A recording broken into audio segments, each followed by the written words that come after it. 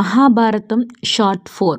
పౌష్యుడు ఉదంకుని భోజనం చేసి వెళ్ళమన్నాడు. సరే అన్నాడు ఉదంకుడు. ఉదంకుడు భోజనం చేస్తూ ఉంటే ఆ భోజనంలో ఒక వెంట్రుక వచ్చింది.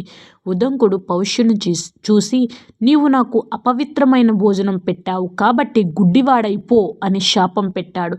నేను చేసిన చిన్న తప్పుకు ఇంత పెద్ద శాపం ఇచ్చావు కాబట్టి నీవు సంతానం కలగకుండు గాక అని ప్రతిశాపమిచ్చాడు పౌష్యుడు. అయ్యా, నాకు సంతానం కావాలి, దయచేసి తమ శాపం ఉపహరించుకోండి అని పౌష్యుణ్ణి ప్రాధేయపడ్డాడు ఉదంకుడు. ఉదంక, నీ బ్రాహ్మణులకు మనసు నవనీతం కానీ మాట కర్కశము, కానీ మా క్షత్రియులకు మనసు కర్కశం కానీ మాట సౌమ్యము. బ్రాహ్మణుడు తన శాపం ఉపహరింపగలరు కానీ క్షత్రియులు అది సాధ్యం కాదు. కాబట్టి నీవు నాకు ఇచ్చిన శాపం ఉపసంహరింపుము అని అన్నాడు.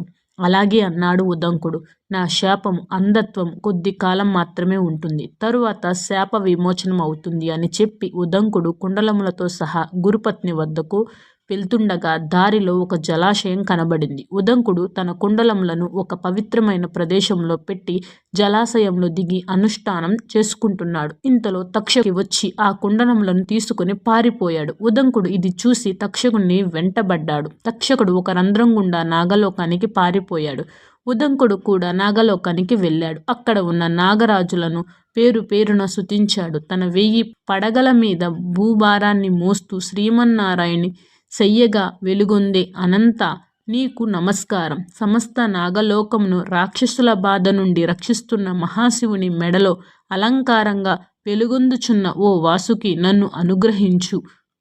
దీన్ని కంటిన్యూ నెక్స్ట్ వీడియో చేస్తానండి. ఈ వీడియో నచ్చితే ప్లీజ్ లైక్ మీ, అలాగే మన ఛానల్ని ఫస్ట్గా చూస్తున్న వాళ్ళు సబ్స్క్రైబ్ చేసుకోండి. థ్యాంక్ యూ సో మచ్ అండి. Keep watching. Take care. Bye.